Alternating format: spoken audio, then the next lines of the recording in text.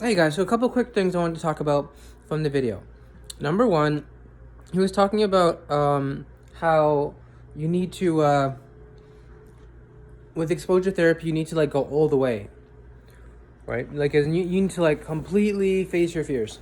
And I was actually gonna stop the video at that point and interject something. Basically, I wanted to say that that's not necessarily always healthy because, I mean, it really depends on the severity of your phobia. For example, if you have a choking phobia, it doesn't mean eat every single thing you see because it looks like something that you would never dream about eating before, since you're even doing these exposures. For example, let's say you did like 2 or 3 exposures and you think your anxiety is coming down, you feel well, and you think, hey, maybe I can, eat a bag of chips when no one's home and feel okay, right? And so you go to the store, get the chips, and you eat them.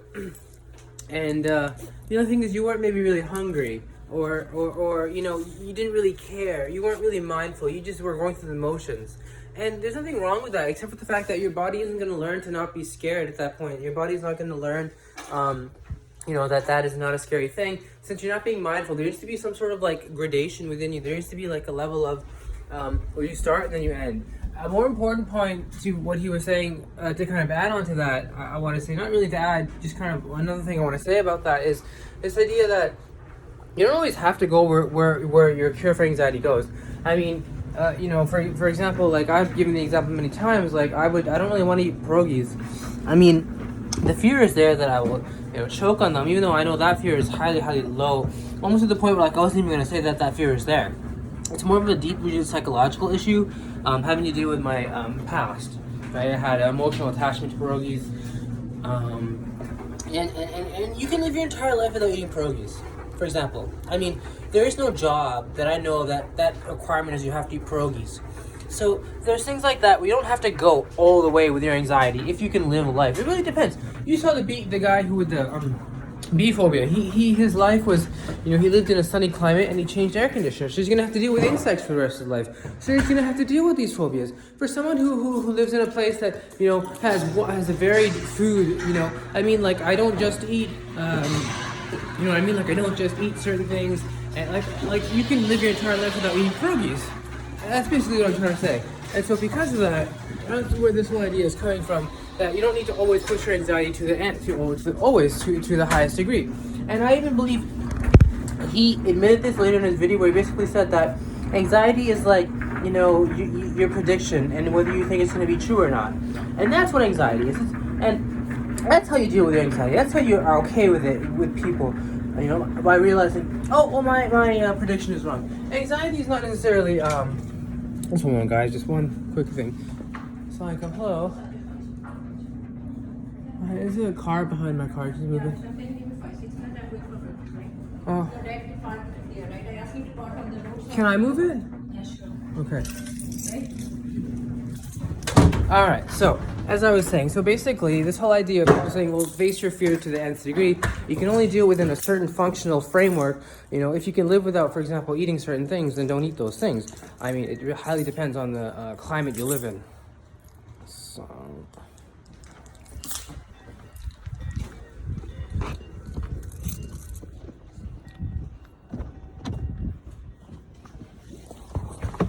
Alright, what else to talk about? There was a couple other things, but no, not really. Let me see here. Okay.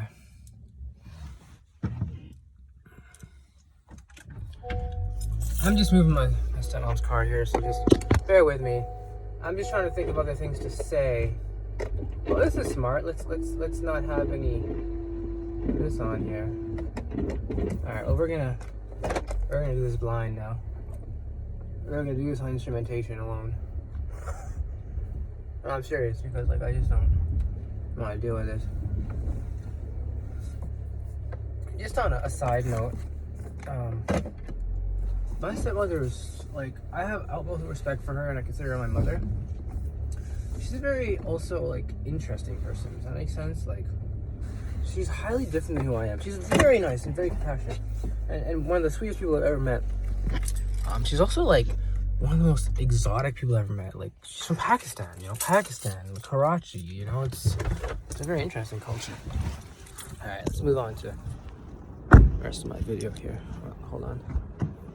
Left the lights on. I mean, I think that's a fear. A lot of people who are beginning to deal with what is known as phobias or anxiety. I use the word phobias because I believe the word anxiety is used too much by people. One of the fears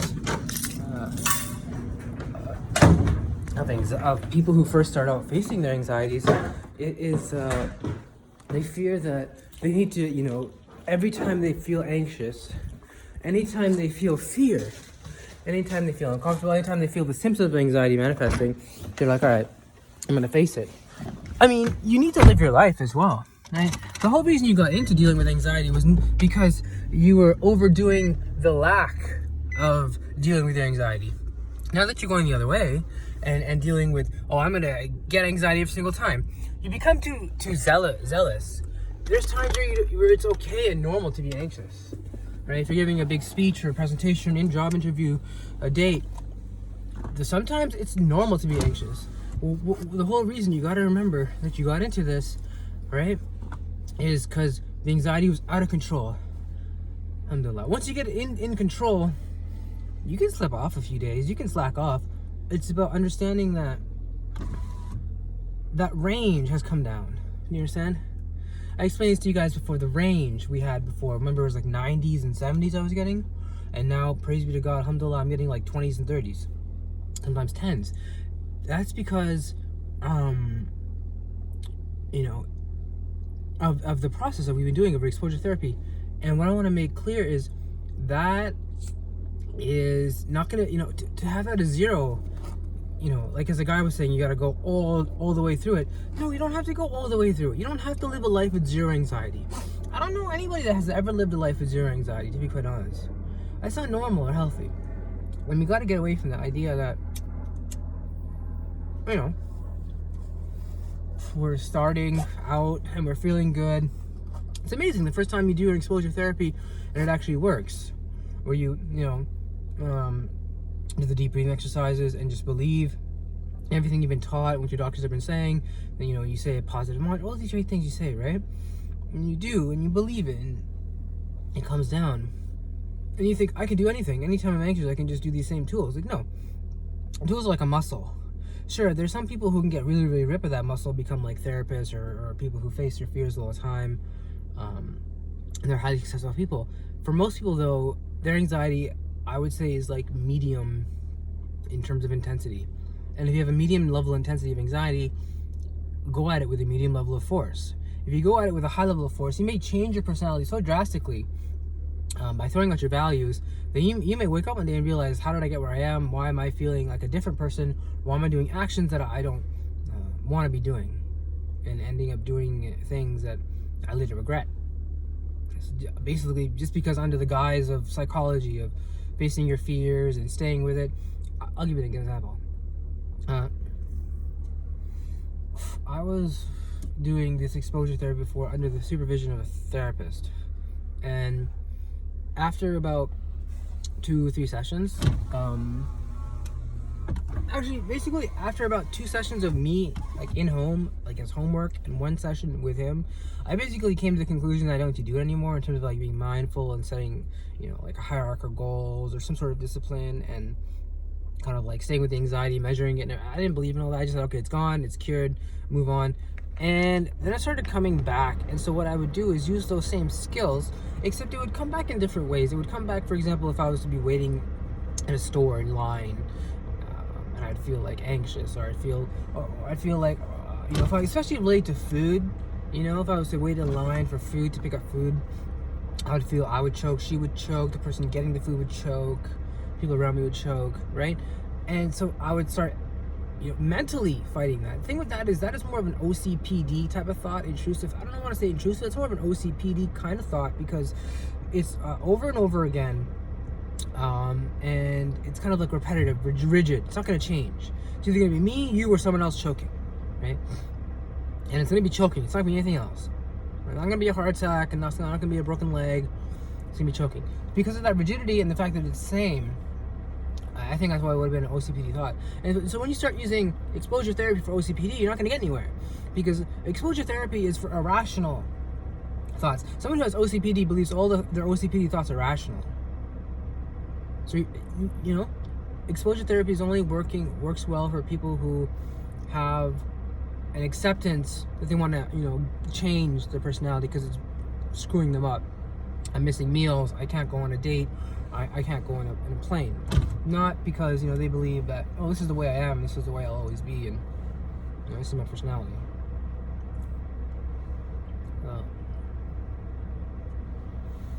Just want to let all that out. These videos, again, are highly intended for people who don't take therapy seriously.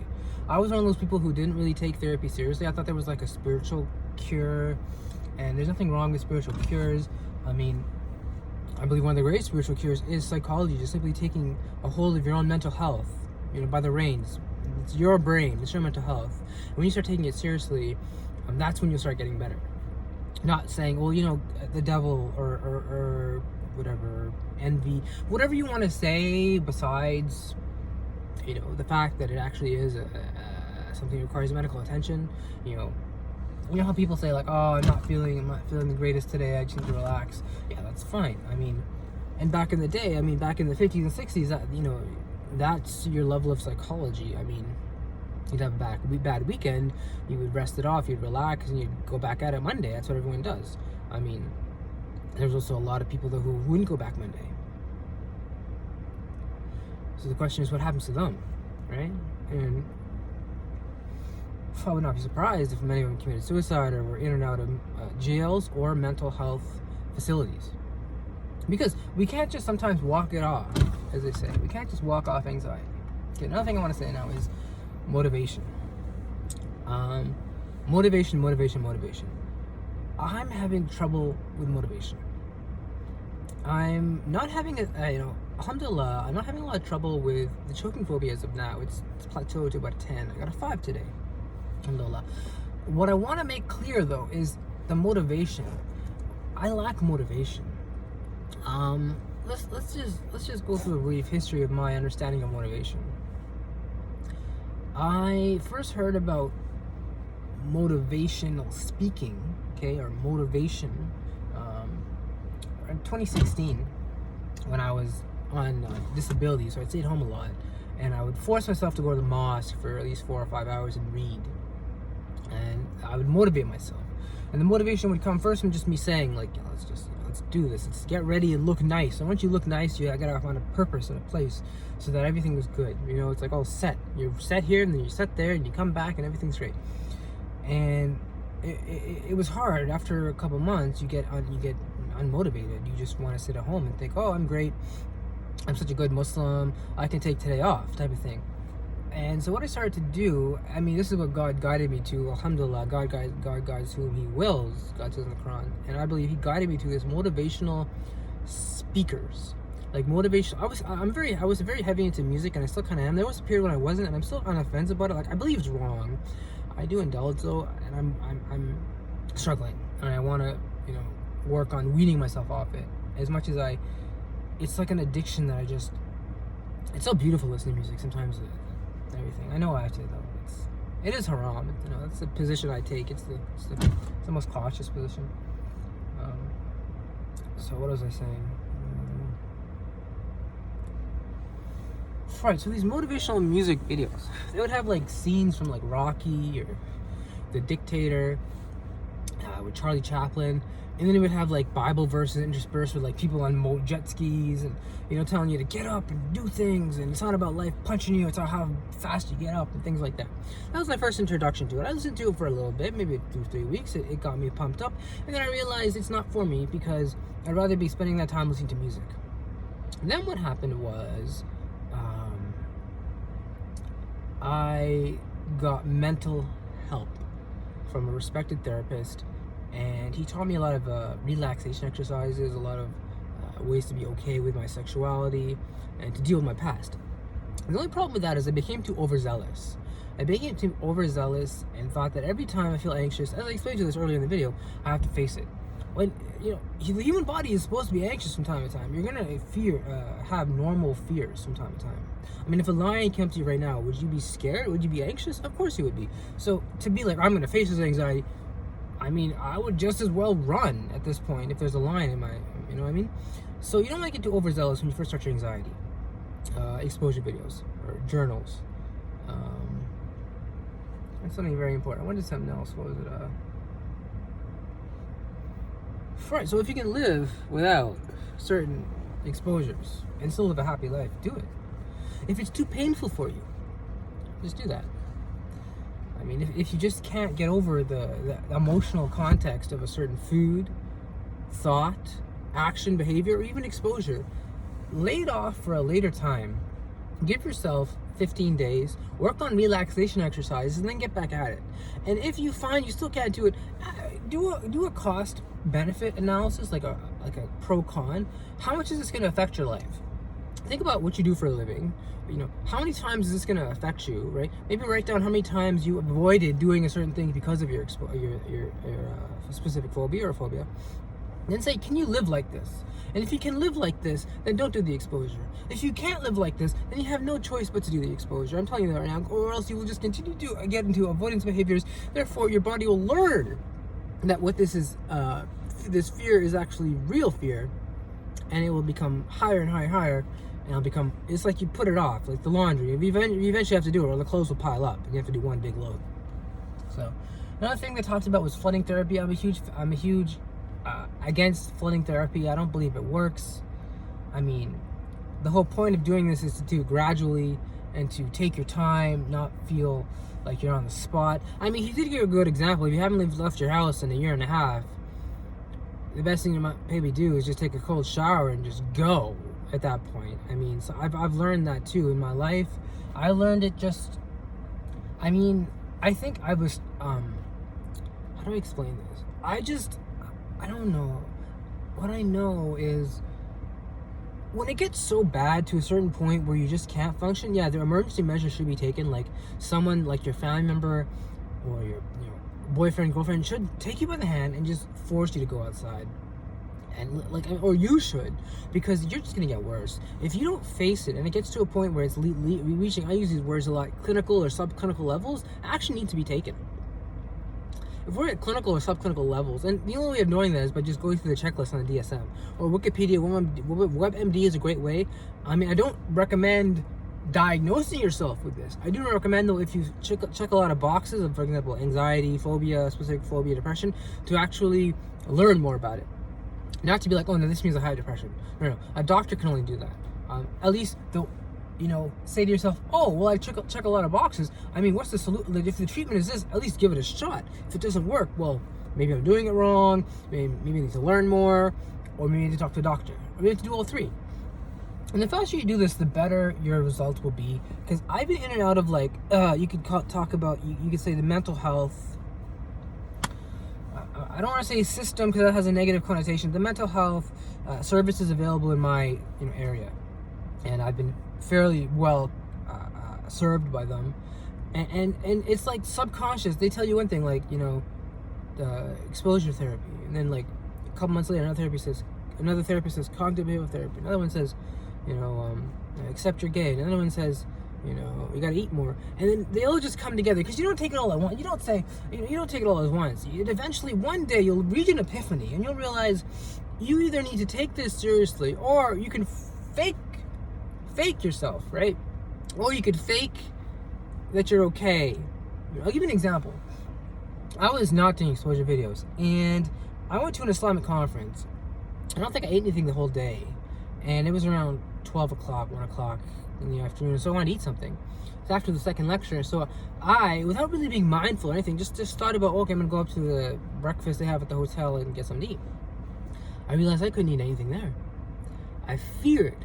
My body was conditioned to fear the toast they had there. They had like different things, I was just, because I have the social anxiety fear of like people looking at me, which, maybe one day I'll deal with. I really, at least once, I want to have a video on it. And the fear that I will eat and choke, even though this is highly, I mean, I come from a spiritual kind of like understanding where like if you're near, just in divine proximity to people who are like close to Allah, it'll be okay. Having said that, that does not mean the mind will trick you, and the Satans will whisper in your brain telling you you're still gonna choke because you're not well equipped. You haven't been doing the videos every day, the journals, the exposures. You're not ready for a certain level of anxiety. So when it hits you all of a sudden, because you were thought, oh, I'm gonna be fine because it's Muslim Islam, everything's great. That's not how it works. It works by you tricking your brain into telling your brain basically, nah, this isn't scary. Trust me, it's not scary. Even though your brain's like, oh, it's scary. It's like, no, just trust me for a second. Have a little faith.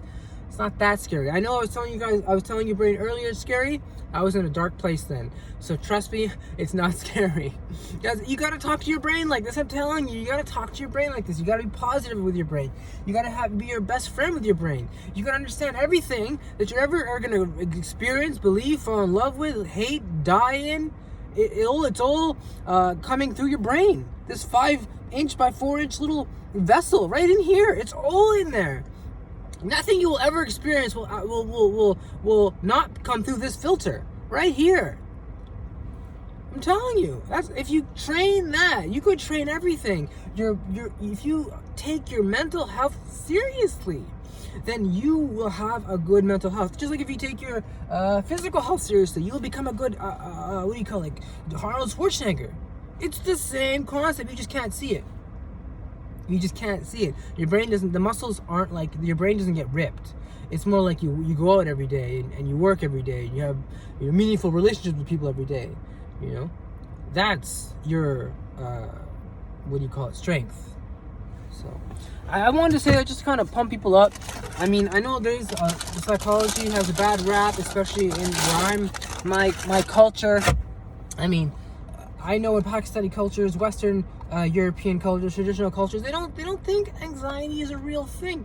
One of the things that first precipitated me to make these videos was a academic journal that I read the abstract of that basically depicted a woman who was in her 20s, I believe, who had a choking phobia from India. And she chalked it up to jinns, obviously, because I believe Hindus and Muslims share this common kind of like cultural appropriation of like jinns or spirits that can like affect us, that affect like bad Muslims or whatever, and prevent us from praying. So that it can like punish us, make us anxious. That's what she believed it was. So she believed it was that. And she didn't eat a lot. She ended up losing weight. Eventually, since she came from, I believe, a very well-off family, they got like the finest medical care she could get. And she was the subject of a journal article. And basically, it said that over, I think 6 months of like doing therapy like twice a week, she got rid of her choking phobia. And she came to the realization, I mean, that it wasn't a jinn or a devil or a Satan that was trying to prevent her from eating. It was actually her own brain being tricked by her fear part of her brain to basically not eat. So we gotta understand. And this you're telling me, let's call this person Natalie. There's probably 100,000 Natalies right now in just India, maybe more. People who have choking phobia. I'm just saying choking phobia. If I was to say it to anxiety, it would be in the millions. Someone has choking phobia in India and doesn't know. Just one day they try to put the food in their mouth and they just can't. Right? They can't. They put it in and they start gagging, or they put it in and they just spitting it out. They go ah ah ah. That sound they make, and they go ah, and they just spit it out. So, and then of course they lose weight, which means they lose nutritional input. So they're maybe not sleeping as well because they're thinking about, oh, I'm so hungry. They're waking up late, and that's not going to help your anxiety. Having a good nutritional breakfast, it's true, like what they teach you in school, like the idea of when you have a test to have a good breakfast and eggs and all that stuff. It's true, it's brain food. I've heard it helps. Like I know I just had eggs and I feel smarter. I'm kidding. No, I remember like eggs are a good source of protein, and you got to get the stuff for your nails and your hair. It's good for your that yolk is very good for your nails and your hair, your skin coat as well. So it's important to take the proper foods that are good for you, that will help you. Like a multivitamin, I heard is very good as well. I took multivitamins. I've heard different stories from people. My high school teacher said multivitamins for people who basically take normal fruits and veggies. Multivitamins are nothing more. You just poop them out. They're nothing. Other people say that they're very important, especially for your mental health. And I'm more of like, if you take one, great. If you don't, I mean, what are you really missing out? I'm gonna be honest with you. When I took it, it was so big. I would just take it to deal with my choking phobia. So I was kind of lucky there. I had a thing where like I had a specific phobia that actually coincides with a cure that I was going to take anyway for any other specific phobia I have, right? So I was really lucky. They are expensive though. I mean, I highly recommend also exercise. It's a very, very positive way of looking at things.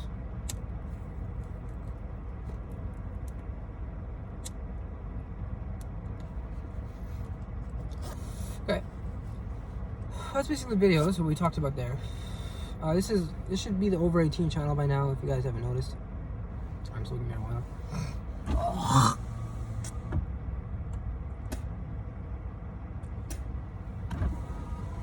Alright. I'm trying to think what else we could talk about. Oh yeah, what do I want to talk about? I'm struggling so much with my spirituality. I don't want to be specific. All I'm trying to say is I am struggling with my spirituality. I'm struggling with simple things that Muslims mostly do on a regular basis. I just can't do. I believe it's because every human being has problems. And the problems can be solved three main ways. By rejecting divine rejecting God, and just saying, I can do it myself. I'll figure it out myself. And some days you'll have good days, some days you'll have bad days. Some days your anxiety will be better, some days your anxiety will be worse. End of the day, though, I don't recommend it. It's probably the worst place you want to be in. Because if you reject God, then you know who you're friends with, and He's gonna let you down, straight up. You're gonna die probably. It's just gonna be horrible. I don't want to get too leery about this. Don't take anybody but God but your friend. Right? I don't use but. If you notice, I never try to say but in my videos. That's why the one time I consciously said but, and I actually was okay with it. Don't be friends with anyone but God. All right. So that's one way you could do it. You could just say, I'm a religious person, I'm a spiritually religious person, I'll pray when I can, fast when I can, and just be a hypocrite. And you'll face your anxiety some days you won't. At the end of the day, you'll end up horrible. Second thing you could do is follow the full spiritual solution. Just the whole spiritual, take it utmost. I don't mean to be rude, this is what scholars have taught. Take it up utmost. Just take it and just all the way. Just, I don't mean to be rude. I don't know how to explain it in a way that conveys their meaning. It means just like follow the religion simply and just, don't burden yourself. Although set like these really, really high goals and lofty spiritual goals that you can attain within like, let's say 2 weeks, 4 weeks that are, an immeasurable progression upwards. That's one way. As I said, I've told you a story about that it has happened. I've tried that won't eliminate the anxiety fully. Since you aren't really facing the core issue of the anxiety, you're kind of masking it by saying it's almost like having a transactional relationship with God. You're saying, God, I'll do this, this, this, and this if you help me with this, right? And you're kidding yourself if you believe God is in any obligation to help you. God, He's merciful. You can't like contract, with God, like, have God sign here and you sign here a contract. That's not how it works. Unfortunately, God is not in the business of that. So that's one way. Let's call that 1A. 1B, or the third way, is the way I'm doing. Just kind of being facing why you feel it, why you do these certain things, why do you think certain things, why do you act certain ways, why are you the way you are. Within an Islamic framework, don't reject God. Still though, understand what other religions have to say, be open-minded and spiritual, without forgetting that you should never be spiritual and not religious. That doesn't make sense. It doesn't make sense. You can be religious and you can be spiritual. They kind of go hand in hand. One's like the inner, one's the outer dimension, right? Spiritual is something more you practice at home and in church, and religion is something you practice, like, with your, at church, and spirituality is something you practice at home. Let's talk about the best solution, the what I would call 3, which is a melding of one B and one C. You take it up. You take up this goal, this which is like this. You want to burden yourself with something that you can, like a coat. It's big, so you take that on, and you also simultaneously work on your anxiety.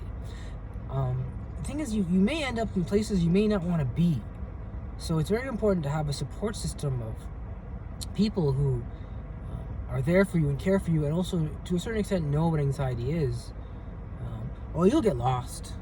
You'll get lost and trick yourself into thinking ridiculous things. Let's just leave it at that. You can get very lost.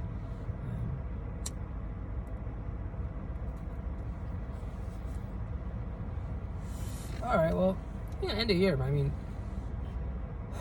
Honestly, guys, I don't want to make videos anymore. I know I have to. It's been like 3.5 months, and I'm having trouble getting motivated.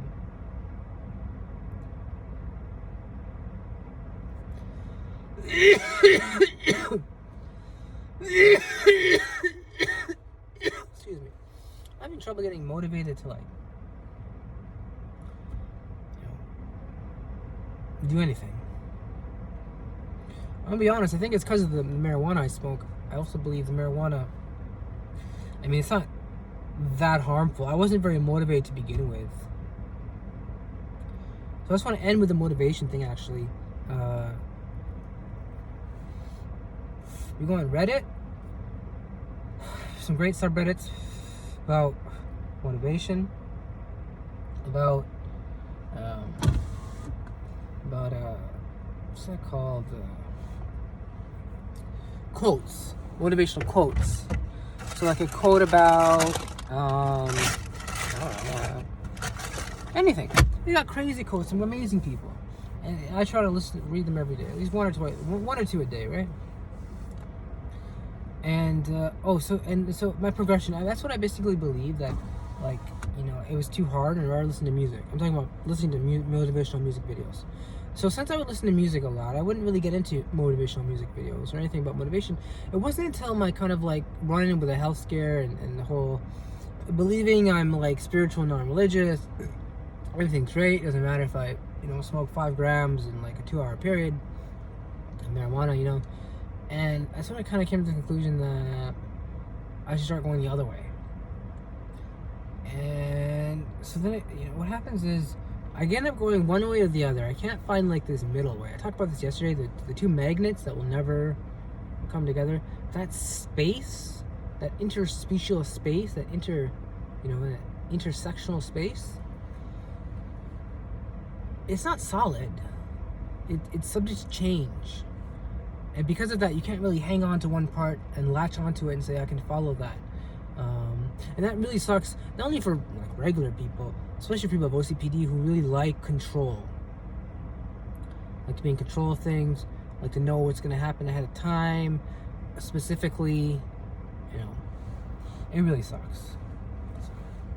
It's just part of life, man. Because of this,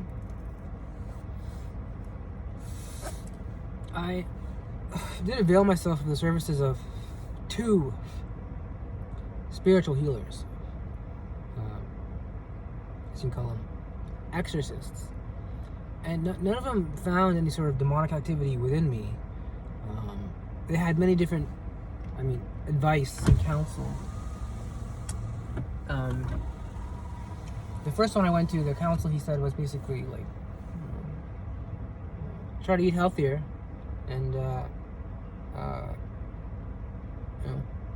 try to eat the foods that are good for your gut, because you have acid reflux. I was like, okay. I didn't really find a noticeable I felt okay. I think it was like a placebo effect. This other guy I went to, though, he was serious.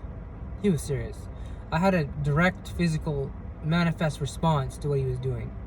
After about 5 minutes of his recitation of Quran, I heard ringing in my ears, I felt like there was just something in me that was like perhaps inhabiting me or living in me, or maybe it's my own imagination, that somehow sprung to attention. You know how you take a spring, like a coil, and you spring it, and then you let it go? When you let it go, that's what I felt. Like there was something in there that was coiled, and then just somehow it just got unsprung, and it sprung to attention. And that's how I felt, 'cause I was listening to it as well. It was amazing. And so I definitely did feel something at that point. I also started having major lifestyle changes. I started getting into this motivational, self-help type of, books, audio cassettes, YouTube videos. Now I even got to like posters and Reddits. They have a lot of Reddit subreddits about it. And I did it for about 4 months in terms of like, I would listen to this guy first it was Jim Rohn. Jim Rohn is the Idaho businessman who ended up making like $500 million in his lifetime selling vitamins, and he ended up becoming a motivational speaker just because of how good he was doing what he was doing. And then, I listened to him and his audiobooks. I listened to all his audiobooks. Like there was some like How to Be a Billionaire, and then like Fast Track to Success, and all these different titles, having your best future, your best year ever. And I really took him seriously, how he was talking about hard work pays off, and talk about your goals, write down your goals, make goals, attain those goals. They'll motivate you to do more goals, and think of stuff about daily disciplines, and just a couple daily disciplines every day you do, and you'll be successful. And for example, saving your money, following the 70-10-10 rule, never spending more than 70% of the money you have. So these are very important things I learned from him. And as I said, I was very successful for about 4 months. My anxiety was there. It wasn't there. It wasn't gone. If I had to say, it'd probably be around a 15. Right now I have 10s. So, we're not talking too much of a difference.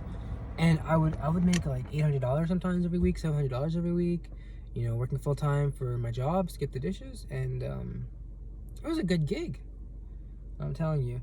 So that's kind of like the happy medium, the perfect balance you want to find. That is the perfect balance you want to find between too much like work, and too much spirituality and religiosity, and too much psychology or mental health maintenance and well-being. That triad, if it can be, again, the triad is too much religiosity, too much psychology, and too much spirituality. If we can get those three in order, right, we'll be okay. Because if we just say too much psychology without spirituality and religiosity, we'll just believe it's okay to be gay with no spiritual basis, right? If you look at it from the other way and say, well, pure religiosity without spirituality and psychology, we'll say it's okay to be, it's okay to be straight, right? And it's wrong to be gay, forgetting the other part. It's very important to look at all three. It's like a 33% balance with all three. So.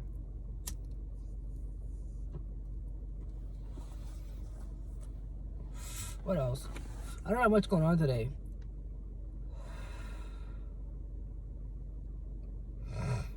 Oh.